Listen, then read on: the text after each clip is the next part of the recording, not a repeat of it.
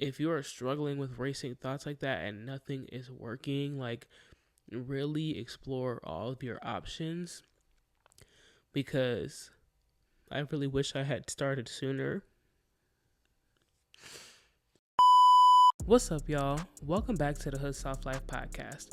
I'm your host, Sabrina, and in this podcast, we talk about navigating the challenges that come with growing up in the hood and leaving those challenges behind for a soft life. Growing up in the hood comes with its own set of challenges, but what people don't tend to tell you is not only do those challenges follow you once you've made it out physically, but they tend to intensify. So, I'm bringing you along on my journey.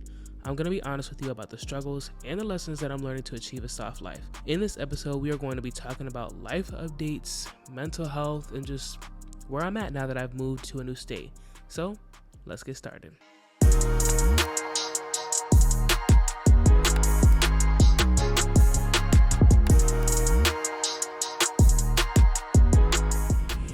All right, y'all. I want to start from the very beginning up until now, and I'm going to make it long but brief.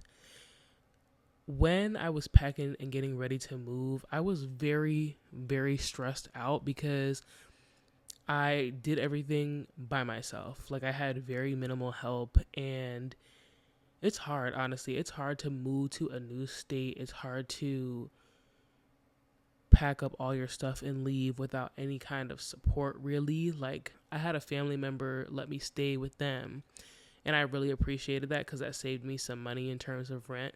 But packing up all my stuff by myself and just going through that alone was very challenging because I feel like I'm a very independent woman, but I'm very tired of doing everything by myself. And I remember just being frustrated and exhausted and literally crying. It was just like, I'm so tired of doing everything by myself.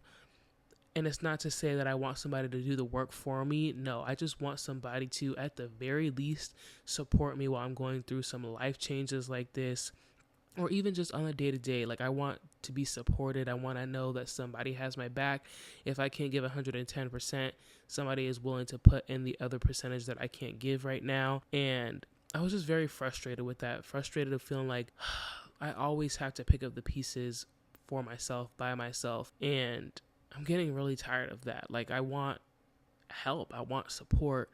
And that's not to say that there aren't people in my life that don't support me at all. I'm not saying that at all. All I'm saying is just like in that moment and in those moments when things are so challenging and I just really have no choice but to do it by myself, that's when I feel that the most. And I remember I was talking to somebody and they were just like, you're going to get through this because you are so strong and you're always strong. And I was so sick of hearing that.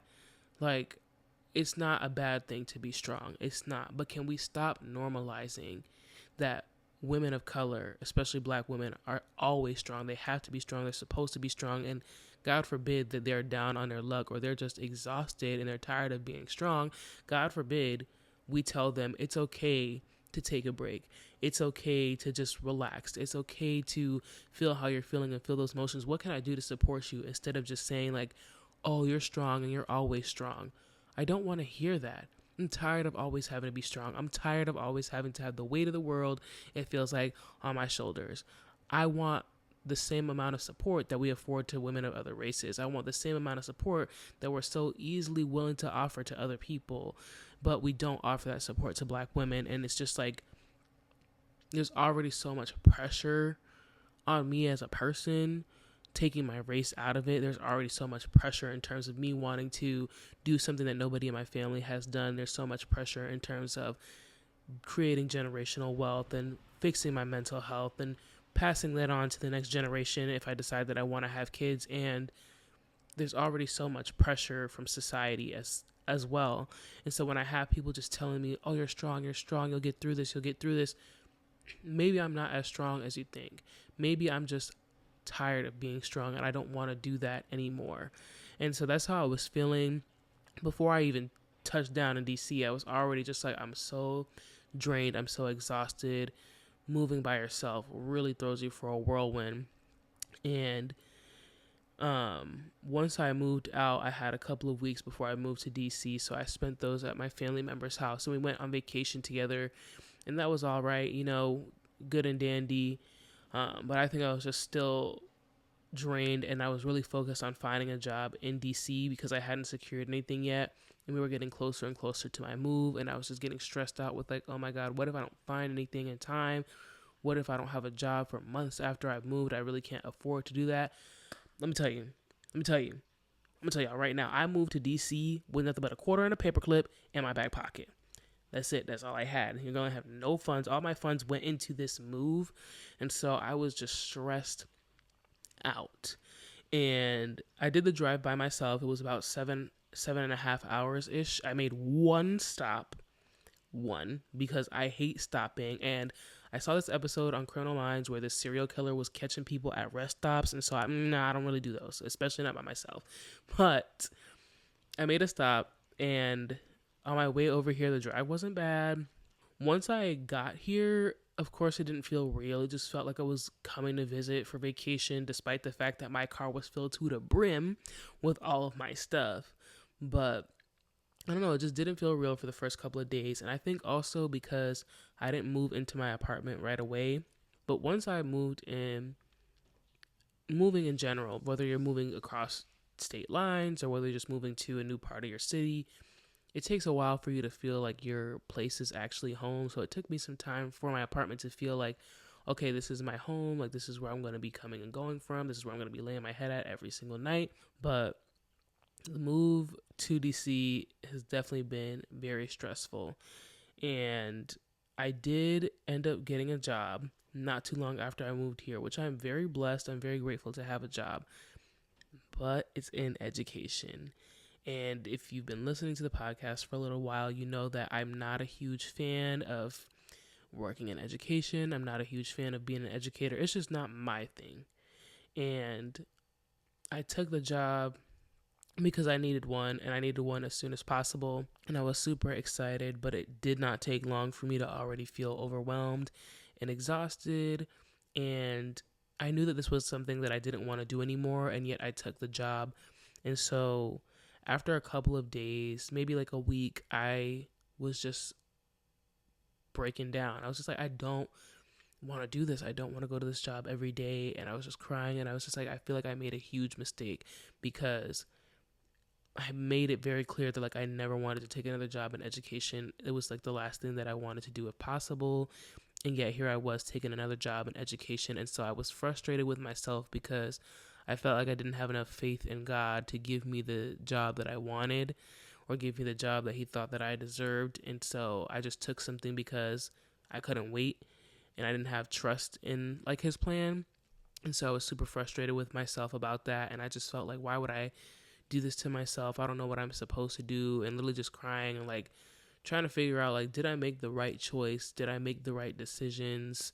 Not just with my job, but like, did I make the right choice moving to DC? Moving here, I haven't seen a lot. I've only been here for a little over a month, so I'm giving myself grace. I haven't seen a lot. I haven't done a lot because grad school has got me in a chokehold, but also because my job requires work to be done outside of the building. And so I feel like I'm always working and I'm never getting enough time for myself. And it didn't take long for my mental health to just completely shatter. I was already stressed before I came to DC. I was already amped up with anxiety, and then moving here, I'm not familiar with this place. DC has speed cameras, y'all, and I fucking hate them. They're so annoying because to me, 40 miles per hour is pretty normal.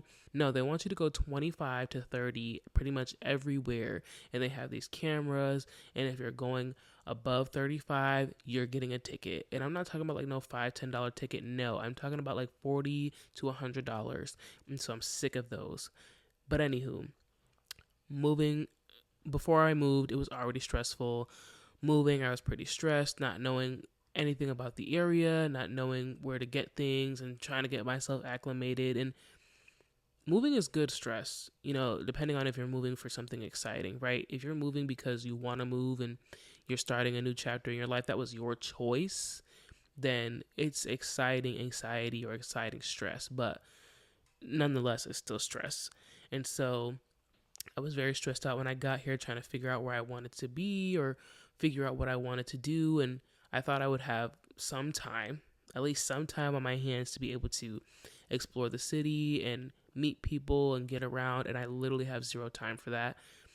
I have to put in about 40 hours a week for grad school for a full time student. You have the time that you spend in the classroom and then all the work that you have to do outside the classroom. So that's pretty much like a full time job.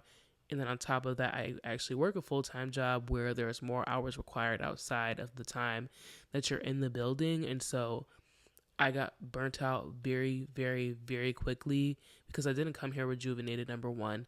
And then working all the time nonstop, it was just super stressful.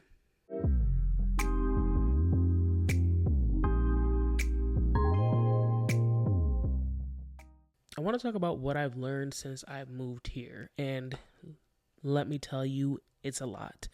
The first thing that I've learned since I moved here is that my anxiety is out of control.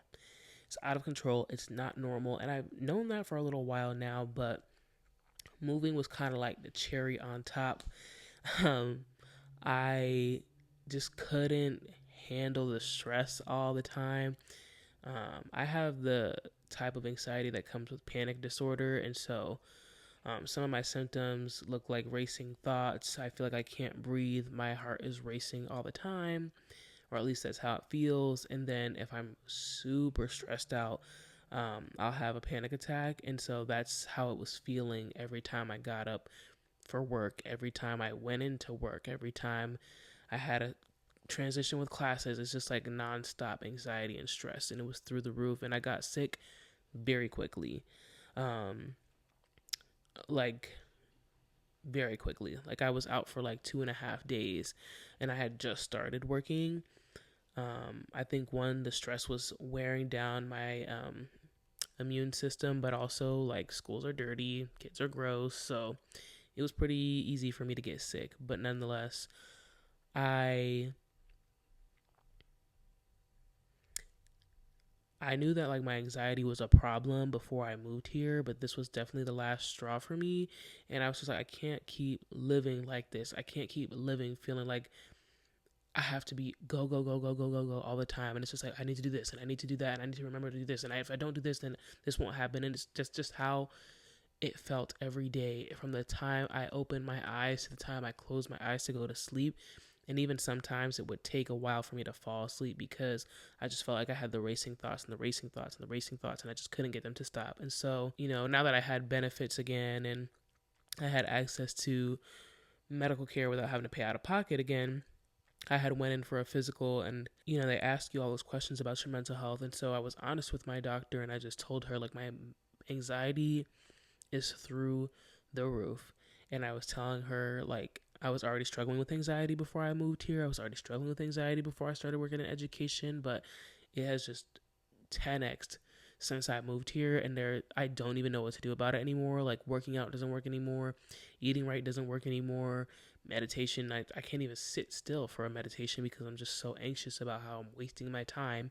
And so I was just telling her like I don't know what to do, and I obviously know that medication is a thing, but I was still very hesitant about it, and I didn't know what to do about it.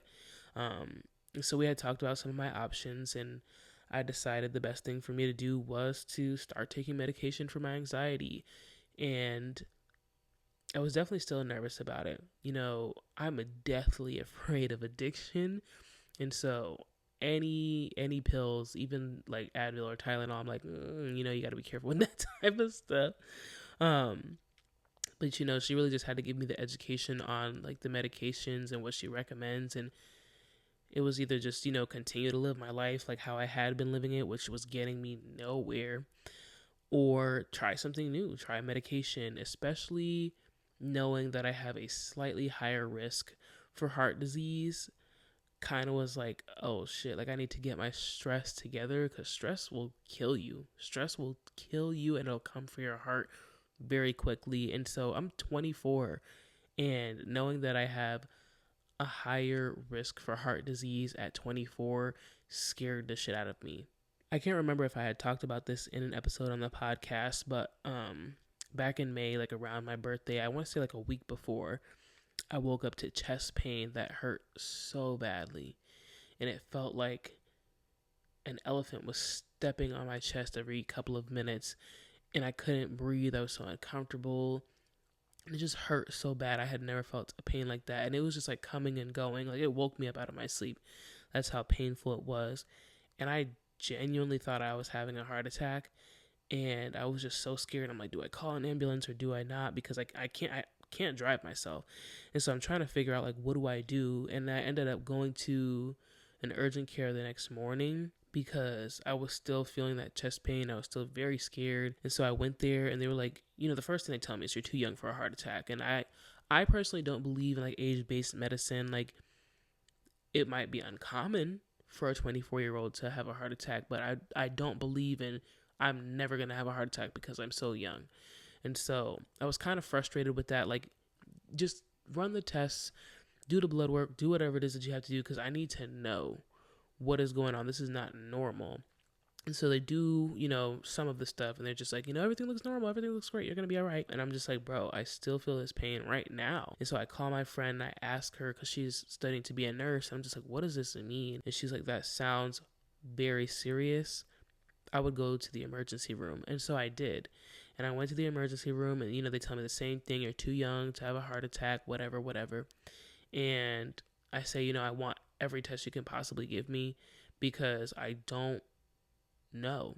I don't know anything about my family's medical history. I don't know anything about my parents. And so I don't even know if I'm, at risk for heart disease. I don't know if that's something that is passed down in my family. I know nothing. So the least you can do is run all the tests. I don't care. Like, it's not coming out of your pocket. You're going to be chilling. And so I'm there for hours. They do x-rays. They do all of this stuff. And they pretty much say, like, you're good to go home. And I'm just like, bro, I still feel the same.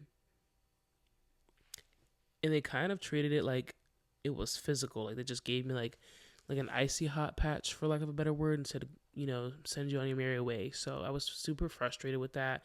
And I was very scared because I felt like it was a heart attack, and I know that heart attacks in women do not manifest in the way that they do in men, and what we see in TV is not what a typical heart attack looks like. Do your research, y'all. For real, do your research, because what you see on TV of what a heart attack looks like and what actually happens for people during a heart attack, especially women, your symptoms are very different. You wouldn't even know you were having a heart attack. And so do your research. But I had already done my research about this before I even started feeling that chest pain, which was crazy. But nonetheless, knowing that I have a slightly higher risk for heart disease and having that experience a couple of months ago, I'm like, I just need to get my stress in check. I need to figure out how I can be healthy and how I can live a life of more peace. I was not at peace at all, living like that, living with racing thoughts and living with my heart running on and on and on and on. And I had talked about this in a podcast episode, but just having my cortisol levels be so high, like that is going to kill me if I don't get that together. And by the time you see this, I'll probably be about a little over a week into my medication, and I don't think that I'm ready to share my experience just yet because I want to be on it for a little bit longer and give a better sense of what life is like now that I'm on medication. But what I will say is that I can definitely see a difference already, and I don't know if it's too early for me to say this, but I wish I had done this a lot sooner because stress took so much time out of my life. Like, living like that is not normal, and living with racing thoughts like that all day, every day of just like, I need to do this and I need to do that and I need to be perfect all the time. I need like, that's not normal. And so if you are struggling with racing thoughts like that and nothing is working, like, really explore all of your options, because I really wish I had started sooner. I'm grateful that my health isn't too bad, it didn't take too much of my health away. But I just kind of feel bad for my previous self, knowing that I put myself through all that stress because I really thought that if I took anxiety medication, it would make me a different person, and it wouldn't make me me. Would I still be successful if I took anxiety medication? And there's like so much stigma around like taking medication and getting your mental health in check, and I think I let my pride get in the way. And so I just really feel bad for like the fact that I put myself through all of that thinking that it would do me any favors, and it really just took so much away from my life. Like I felt like I would just get up every day and was literally like fighting for my life every single day because like I knew that that wasn't normal. I knew that that wasn't healthy, and I knew that that wasn't doing me any favors, but for some reason I just kept clinging on to that, and I honestly couldn't tell you why, but I'm just so grateful that like I finally decided to start taking the medication because I do notice a difference.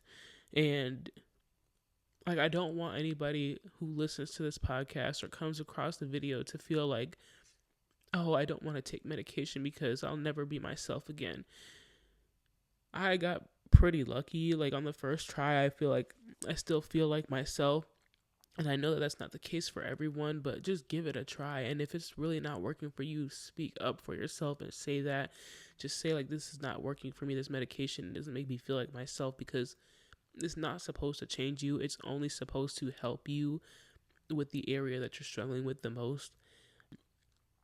So I would recommend it to anybody who is really struggling, especially with the racing thoughts, because that can really tear you down when it's just like, oh, you need to think about this, and you need to think about that, and you need to do this, and what about this? And especially if you struggle with imposter syndrome and you have racing thoughts, that really just amplifies your imposter syndrome. And I felt like anything I did, even if it was the way I picked up a pencil, it was just like, oh, somebody saw the way you picked up that pencil, and yeah, I know you look so weird, and da da da da, and it just goes on and on and on. And I feel like that finally just stopped, and it just feels like a breath of fresh air, honestly. Like it feels good to know that I don't have to deal with that anymore. And that doesn't mean that, life is perfect now that I started taking medication or anything like that, but it makes it so much more bearable, so much more enjoyable. You can start to see things through a different lens because you're not so worried all the time.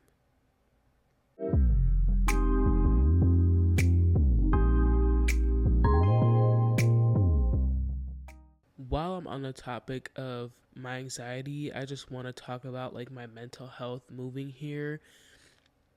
I really thought that moving here and starting a new chapter in DC would give me the opportunity to live the life that I want to live. And I'm not closing that door and saying that that's impossible. I'm not saying that at all. But I went back and listened to episode 17 where I was talking about like announcing where I'm going to grad school and finally moving from where I'm from. In the beginning, I talked about like, if you think that moving is going to solve all your problems and your problems are going to disappear, you are absolutely wrong. And that just punched me in the face. Like when I got here, pretty much of like all my problems, I feel like amplified once I moved, because all these insecurities of like, your relationships with certain people aren't strong because you decided to do something that was different, and they think that you're quote unquote better and you think that you're too good. That's become a louder voice in my head. Or like, oh, you're alone all the time, and now I actually am alone because I don't really know anybody here. Just all these issues and all these problems that I had before I moved here that I didn't really get deep enough to solve, like they just blew up in my fucking face. And I was just like, I was clowning myself if I thought that in moving here I would just be walking in dandelions and rainbows and unicorns thinking that, oh my gosh, my life is going to be so much better now. Like, no. If you have problems, if you have trauma, which everybody has, and there's nothing to be ashamed of, that goes with you wherever you go if you don't let it go. And so a lot of that stuff came here with me, and it was just holding me back. Just the stress of moving, the trauma that I was still holding on to, that I am still holding on to because I'm still working on it. All of that was just piling up, and it took my mental health down. I was so depressed, and I wouldn't say that I'm depressed right now. I would say like I'm feeling better, but I'm definitely not feeling 100% like out of that yet. And I was depressed. I was anxious all the time, and life just felt so unbearable. And I'm not saying like I contemplated suicide or anything like that. Like, I want to make that very clear. Um, as somebody who has contemplated suicide before, like that is something that I'm very much like afraid of experiencing again. But I wasn't contemplating suicide, but it was just like, oh my gosh, why is every day so challenging? Why is every day so hard? And it really stopped me from doing anything that would put a smile on my face or that would make me happy. I stopped journaling. I stopped praying. I stopped doing Bible study with or without my friends. I stopped listening to music that I enjoyed. I was just listening to things that would make me mad. I was listening to podcasts that were just like whatever. And I wasn't even doing my own podcast because I was just so miserable, and I didn't know what to do. Like, and when I get in those modes of like, oh my gosh, everything is just feels so heavy, I just really sink into that. I don't know how to pull myself out before it's too late and I've hit rock bottom and I have to start all over again because it's so unbearable. And so I'm really trying to work right now on getting back to the things that make me happy, like working on this podcast and making content of other kinds, like journaling, like praying. And I'm still having that internal battle of like, no, just stay here, be frustrated, be angry, be sad. You know this too well. Just stay here, and just like trying to get to where I want to be of like, okay, I want to get back to journaling. I want to get back to praying. I want to get back to doing things that make me happy. There's this internal battle, and I don't know why. I don't know if anybody else struggles with that. If you do, let me know. But it's just like, I feel like, I don't know if it's my subconscious. I don't know what it is. Let's just say it's my subconscious, for lack of a better word, right?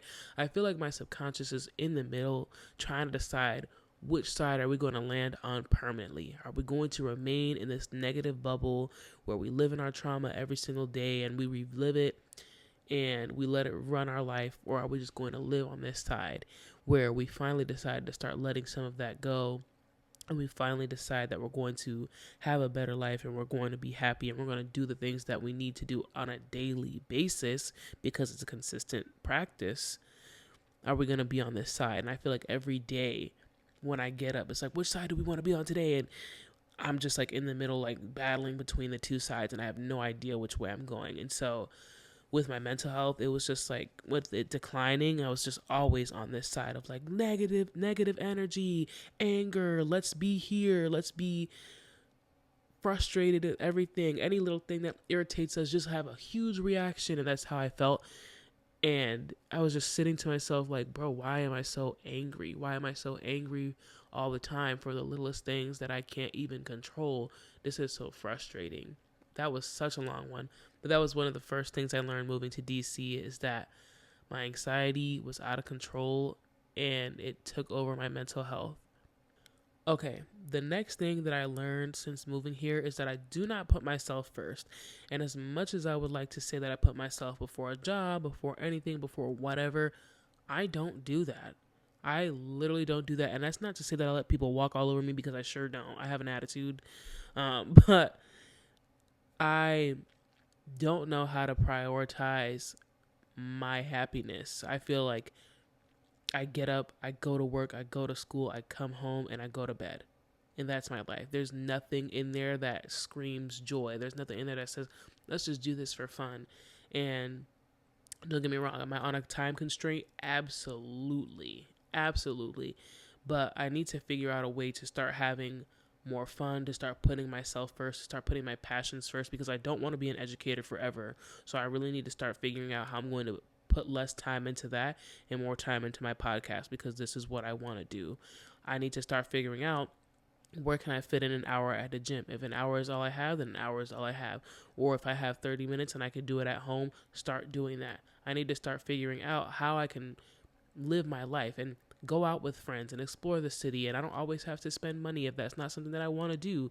but really figuring out how to have a balance in life. I don't have a balance. I don't feel like I've ever really had a balance. I feel like I've always been so go, go, go, go, go. And again, that is definitely because of my anxiety and struggling with the racing thoughts. But now that I feel a little bit better and I feel like I don't struggle with the racing thoughts every day, I want to figure out how do I rework this mentality of like, we don't always have to be working on something.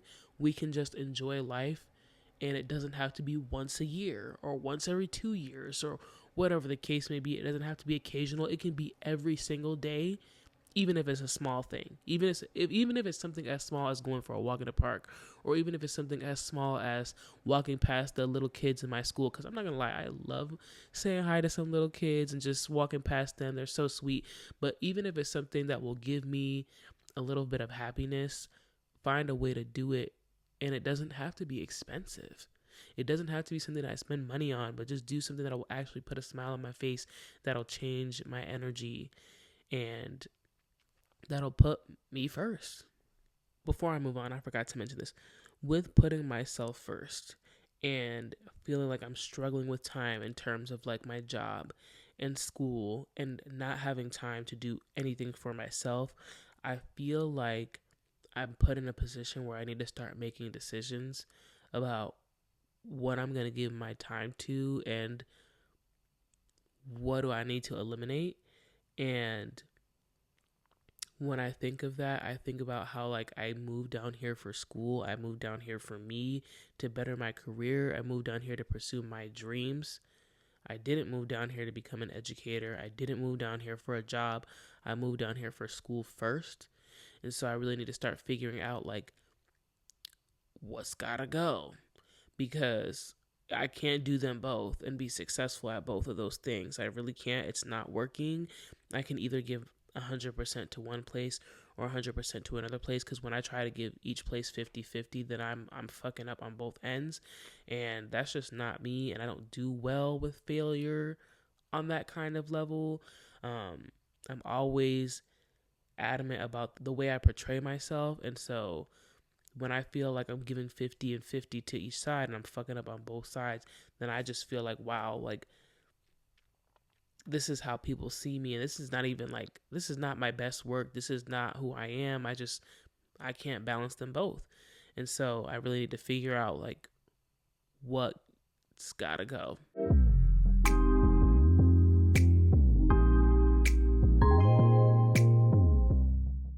Okay, the next one is I need to stop playing it safe and I need to go harder. I was listening to this podcast on YouTube called Secluded Thoughts, and the host was talking about how when you play it small, when you play it safe, your dreams are literally going to die. And that's how I feel. I feel like when I play it safe, or when I just try to stay away from the podcast because you know what's going to happen if it blows up one day, what's going to happen if it gets all this attention one day, I don't know, or whatever the case may be. I am literally killing my dreams. Like, this is all that I want to do. I want to do this full time. If I keep playing it small, I'm never going to get there. And God forbid I will stay stuck in education. But also, like, not even just with like this podcast, or not even just with my career, like with my life. Like, I shouldn't be playing it small. Like, if there's things in life that I want to pursue, I need to start pursuing them. If I want to take a boxing class, I can do that. If I want to go out on dates, then I should do that. If I want to do whatever the case may be, is stop playing it small and just go out there and see what there is to explore. And if you don't like it, then you don't like it. And when I say go harder, I don't mean that in the terms of like, you got to work hard, you got to do this, that, and the third. That's not what I mean. I need to take a break from that. But what I'm saying is like, I need to go harder for myself, and I need to go hard in terms of like enjoying life and living my life and spending time doing the things that make me happy, and not always focusing on school and work and the podcast and how am I going to grow and my future, and just live in the now, because I will never be 24 again. I will never be this young again. It's not going to happen. And I don't want to come back at the end of my life and look at how I lived and regret any of the time that I've spent. And so I'm really just trying to go hard on prioritizing myself. All right, so I like to give you guys a list of like what you can do if you feel like you are in a similar situation as I am.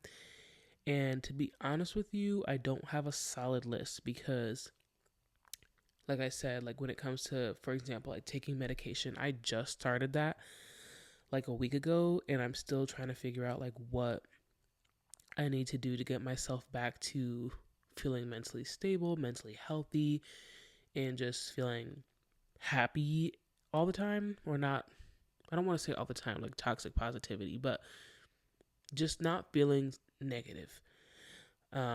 But what I will say is some of the things that I plan to do. And the first thing is I need to get back to reading my Bible and praying. If you're not somebody that is big on faith, I'm so sorry. I don't really have anything for you for this first one. But if you are big on faith, whether that's, Christianity or whatever it is that you practice, if you feel like you fell off your faith, get back on it, because that was probably like the first thing I noticed is like I fell off, and that's when I felt like everything kind of blew up in my face, because at the very least it provided me with a sense of security and a sense of positivity, and I kind of just eliminated that like cold turkey, and so I felt like there was nothing positive in my life. So I want to start reading my Bible again, praying again, going back to Bible study with my friends or by myself on a consistent basis. And I'm trying to find a church home right now. I didn't have one in Massachusetts, and I never was somebody who really went to church like that. But I want to start going to church and making that a part of my life, because when I'm grounded in my faith, for the most part, because I'm not a perfect Christian and sometimes I do feel a little shaky, but when I feel grounded for the most part, I feel very much calm, very much secure, and I don't feel that yet, not entirely. So I'm looking for a church home, and I'm looking to start getting back to my faith. The next thing I want to do is figuring out a schedule that works for me so that I can have balance in my life, and so that I can still be a successful student, and so that I can do what I need to do for work to pay my bills. And so I'm trying to figure out what it's going to take for me to have balance. If that means I have to get up at 4 in the morning to go to the gym because that's really the only time that I have, then I need to start working around like how do I get to sleep early so that I can get up for 4 o'clock in the morning so that I can go to the gym. I knew what I was doing when I picked a gym that was open 24 hours. So it's just a matter of figuring out, do I go early in the morning or do I go really late at night and go to sleep right afterwards? But just finding a balance in between work, school, life, and just being a 24-year-old. And so I would highly recommend that. If you feel like you don't have any balance in your life right now, take some time to really look at your schedule, look at how you manage your time, and figure out like, well, what can I do to fit in some time for just me without having to worry about homework or work or whatever the case may be. If you have kids, without having to worry about the kids, where can I fit in some time for myself? That is so crucial to your mental health, because when you're not spending any time on yourself just for fun at all, it feels like there's nothing to live for. And I'm not saying that to be dark, but it's just like, well, what do I get up every day for? To pay the bills? No, like I want to be able to live my life. I want to be able to have fun and do the things that I want to do. The next thing that I want to do and that I would recommend as well is getting into journaling again, getting those thoughts out of my head and on paper so that they're not building up and just constantly replaying on a consistent basis. And journaling just calms me down, especially when I do it before bed. It just winds me down. I'm ready to go to sleep afterwards. I don't feel like I need time to go to sleep. Like I'll close my eyes and I'm pretty much good to go. And so I want to get back into doing that because I want to get those thoughts off of my head before I go to sleep. And also, when I spend time journaling or when I spend time doing things by myself in a calm state, that's when I have the most ideas for what I want to do. And I have a lot of ideas and I get a lot of really good ideas. But when I'm not taking that time to myself and I get an idea, I'll forget it right away because I didn't have the time to write it down, or I'm like, oh, I'll get back to it in a second. It's not as important right now. But what I want to do for my career is important, and what I want to do just because it's cool and it's interesting and it makes me happy, like that's important too. And the last thing that I'll say that I want to work on is spending time alone and romanticizing that. I feel like with my mental health not really being the best that it could be, it was kind of demonizing like my time alone. It's like, oh, you're always so alone. Nobody's there for you. This is such a bad thing. And let's just drown in that energy. Like that's how it felt all the time. And I don't want to feel like that. I genuinely do enjoy my time alone, but I also want to romanticize it. I want to do nice things for myself when I'm spending my time alone. I don't just want to sit in front of the TV all the time. Like, okay, if I'm going to spend time alone, let's light some candles, let's paint, I don't know. I like to edit. I don't know if that's considered self-care, but whatever. Let's edit a video. Let's do something that will genuinely make you happy. Let's go get your feet done or do your feet yourself, whatever. Like, make sure that you're prioritizing that time by yourself, because and you're romanticizing it. I can't stress that enough, because when you're spending that time alone and you're in a negative space, it doesn't feel good to spend that time alone. It just feels like you're isolating yourself, and that's kind of where those negative thoughts go to multiply. And I don't want to say just spend time with other people, because that also doesn't solve your problem. You might feel a sense of happiness or relief momentarily, but we all have to come home at the end of the day and spend time by ourselves. So the reason I say spend time by yourself and romanticize it is because you don't want it to just be, okay, I'm going to lay in bed and that's it, and let those thoughts ruminate and multiply. No, I want to spend this time alone. I want to light a candle, and I want to listen to some lo-fi music, and I want to journal, or I want to cook, or I want to bake something, or whatever. Just make it something that elevates the experience for you, because you don't want to let those thoughts have room to grow. You want to start figuring out how you can quiet that noise and get back to mental health. And of course, implement that with therapy if you can, because I know it's not accessible for everyone. Therapy, shadow work, exercise, eating well. Do those things in addition to spending that time alone and romanticizing your time by yourself. Don't just do it alone without anything else, because that's not going to be enough.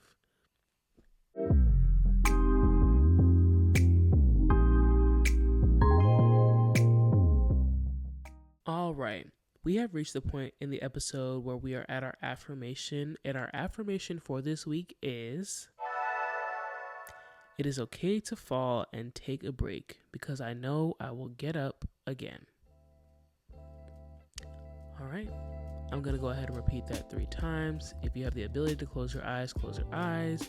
If you want to write this down, however you want to speak this positivity on your life, find a way to do it. So, it is okay for me to fall and to take a break, because I know I will get back up. It is okay for me to fall and to take a break, because I know I will get back up. It is okay for me to fall and to take a break, because I know I will get back up. All right, that is all I have for you today. I hope you really liked this episode. It was more so just being honest and being candid. And so if you feel like you are struggling with your mental health, it is more than okay to ask for help. Please ask for help. Don't let it multiply to the point where you feel like you can't control it or you can't get help anymore. It's never too late to ask for help. There are plenty of resources out there, free and paid for. Sometimes they can be tricky to find, but it is more than okay to ask for help, and it is okay to not be okay. That's all I have for you. So until then, I'll talk to you in the next one.